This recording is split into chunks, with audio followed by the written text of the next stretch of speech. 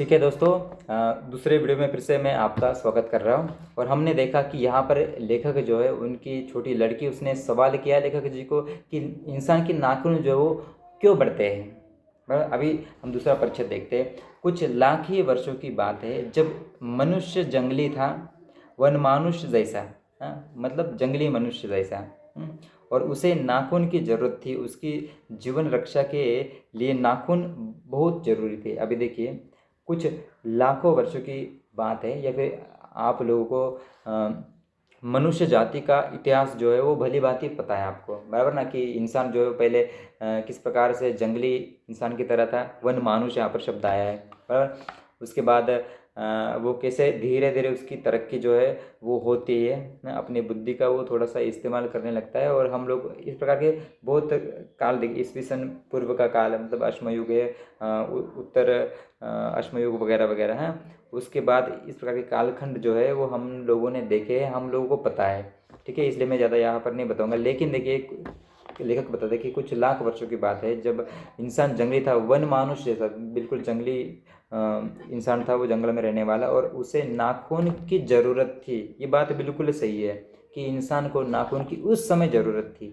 उसकी जीवन रक्षा के लिए नाखून बहुत ज़रूरी थे, बिल्कुल सही है। क्योंकि उसके पास ऐसा कोई उस समय उसके पास हथियार नहीं थे, जैसे कि आज बंदूकें वगैरह बहुत सारे हथियार हैं।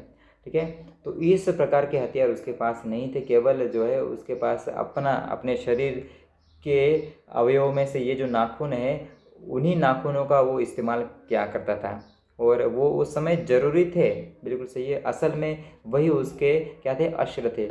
दांत भी थे, पर नाखून के बाद ही उनका स्थान था। दांत उस समय भी थे, लेकिन जो है वो उसको बाद में उसका उपयोग हुआ दांतों का। सबसे पहले उपयोग किसका हुआ, नाखूनों का। नाखून से वो किसी प्राणी को मारता है, या फिर उसमें से जो मीट है उसे निकालने की कोशिश करता है, और उसके बाद अपने मुंह में डालने के बाद उन दांतों का इस्तेमाल वो करता है। बराबर। अभी देखिए, दांतों की भी मतलब उसमें भी प्रकार है। जैसे कि ये आगे के जो दांत है, बराबर, इसका ज़्यादा इस्तेमाल नहीं होता, लेकिन जो बड़ी कठिन वस्तु होती है उसे काटने का। अभी देखिए, ये अलग जंगली जानवर जो है उनमें और इंसान के दांतों में, अभी देखिए इसका अध्ययन अगर हम लोग करेंगे कि कौन कौन से दांत का क्या क्या उपयोग होता है, वो उस समय पता चल जाएगा। मैं यहाँ पर वो बताऊँगा नहीं, लेकिन इस प्रकार के उस समय उसका आकार जो है वो अलग प्रकार का था। आज इंसान के शरीर का और बहुत सारे अवयवों का जो आकार जो है, लंबाई चौड़ा जो, उसमें अंतर आ गया है। इस बात को भी ध्यान में रखना है हम लोगों को। ठीक है, तो इस प्रकार से पहले नाखूनों का इस्तेमाल किया जाता था, उसके बाद अपने दांतों का इस्तेमाल किया जाता था, और धीरे धीरे वह अपने अंग से बाहर की वस्तुओं का सहारा लेने लगा। और इस प्रकार से वो क्या करने लगा कि वो धीरे धीरे अपने शरीर के जो अंग थे, जैसे कि नाखून वगैरह वगैरह, ठीक है, तो इनका सहारा जो है वो बाद में क्या करने लगा, वो धीरे धीरे बाहर की वस्तुओं का, हाँ, बाहर की वस्तुएं जो है उनका सहारा जो है वो लेने लगा। जैसे यहाँ पर बताया गया कि उसने हड्डियों के भी हथियार बनाए हैं। अर्थात क्या हुआ कि मनुष्य जो है उसने सबसे पहले नाखूनों का इस्तेमाल किया, उसके बाद जो है उन्हें पत्थरों का इस्तेमाल के, पत्थर की बनाई कोई वस्तु जैसे कि चाकू जो है वो भी पत्थर का उन्होंने बनाया, बराबर। और उसके बाद लकड़ियों की वस्तुएं उन्होंने कुछ बनाई, जो हम लोगों ने इसे देखा है, सुना है, इसलिए ये आपके लिए नया नहीं है। ठीक है ना। तो इस प्रकार से उन्होंने, या फिर हड्डियों के भी कुछ हथियार जो है उन्होंने बनाए, और उसने हड्डियों के भी हथियार बनाए। मनुष्य धीरे धीरे और आगे बढ़ा, और इस प्रकार से उसने धातु के हथियार भी क्या किए, बनाना शुरू किया। जैसे कि फिर सबसे पहले उन्होंने तांबे तांबा धातु जो है वो उन्हें मिला, उसके बाद लोहा मिला, और उसके बाद इस प्रकार से उन्होंने क्या किया, धातुओं के वस्तु जो है वो बाद में बनाने लगा। लेकिन सबसे पहले जो है उस व्यक्ति ने क्या किया कि इस प्रकार की हड्डियों की वस्तुएं बनाए, पत्थरों से वस्तुएं बनाई, और फिर लकड़ियों से वस्तुएं बनाई। इस प्रकार से अलग अलग प्रकार की वस्तु वो बनाने लगे। जैसे कि मैं आपको उदाहरण बता दूं कि हमारा जो ये खानदेश है, इसमें भी अगर हम लोग इसकी बात करें क्या, ताम्रपाषाण युग की, तो ताम्रपाषाण युग, और उसके बाद हम लोग मध्य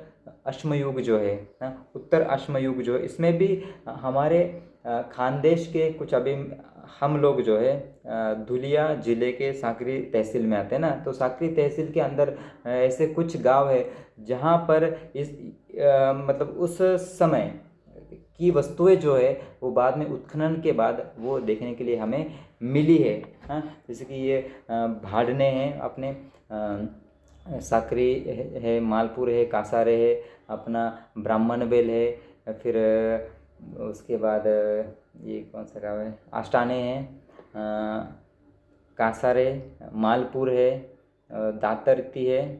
तो इस प्रकार के जो गांव है, हाँ, ऐतिहासिक गांव है ये।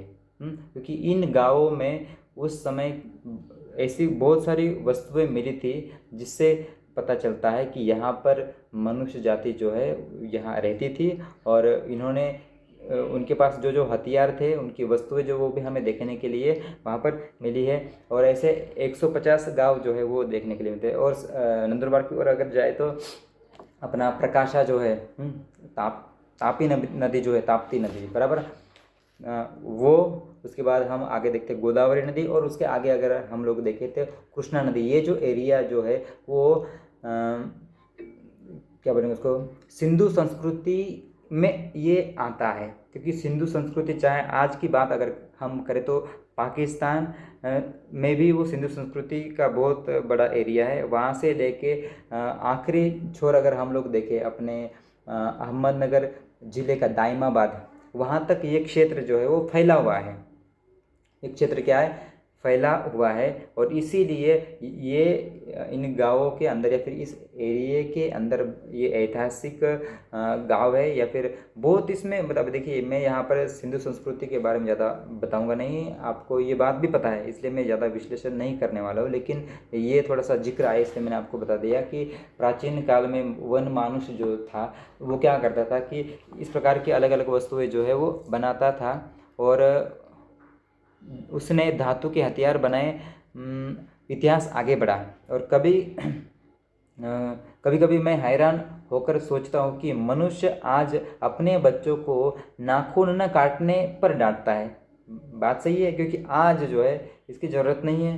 अगर नाखून अगर बढ़ जाता है तो उसमें गंदगी होती है, या फिर जंतुएं होते हैं उसमें वगैरह वगैरह। ये बात जो है आपको पता है बच्चों, इसलिए उसका दुष्परिणाम जो है वो आपको पता है। अगर हम लोगों ने देखिए, बच्चे कभी कभी एक दूसरे से मस्ती करते हैं, या फिर कभी कभी झगड़े भी करते हैं, तो उसमें से कोई किसी को मतलब नाखून से काट देता है, और काटने के बाद जिस जगह पर वो काटा जाता है वहाँ वो जो है वो जो जगह है वो जख्म हो जाती है। क्यों? क्योंकि एक प्रकार का जहर जो है इस नाखून में होता है, बराबर। लेकिन ये उस समय बिल्कुल मतलब ज़रूरी था, लेकिन आज उसकी ज़रूरत नहीं है, बराबर ना। और इसलिए हम क्या, देखिए यहाँ पर लिखा जो है वो एक बात जो है साफ साफ आप ध्यान में रखना है, इसलिए मैंने आपको बताया कि आपके सामने किताब होनी चाहिए, ठीक है। हाँ, आज अपने बच्चों को नाखून न काटने पर क्या करते हैं हम लोग, डांटते हैं, बराबर ना। वे रोज़ बढ़ते हैं। मुझे ऐसा लगता है, मतलब लेखक बता रहे कि मुझे ऐसा लगता है कि मनुष्य अब नाखून को नहीं चाहता। ये उसकी भयंकर पाशवी वृत्ति के जीवंत प्रतीक है, चिन्ह है, वो जीवंत प्रतीक है। मनुष्य की पशुता को जितनी बार भी काट दो वह मरना नहीं चाहता। ये बात बिल्कुल ध्यान में रखना है, ठीक से समझना है इस बात को, बराबर ना। ये उसकी भयंकर पाशवी वृत्ति के क्या है, जीवंत प्रतीक है। हाँ, पाशवी वृत्ति मतलब पशुवत वृत्ति जो है, हाँ, जैसे कि जानवरों जैसी हरकतें करना, और ये उसका क्या है, प्रतीक है आज भी।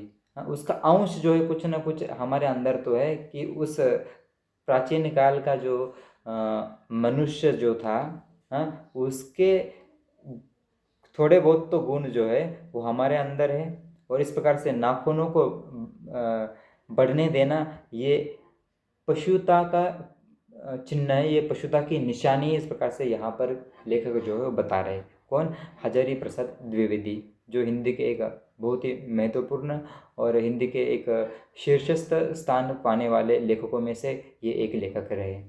और वो ये बताना चाहते कि मनुष्य की पशुता को जितनी बार भी काट दो वह मरना नहीं चाहता।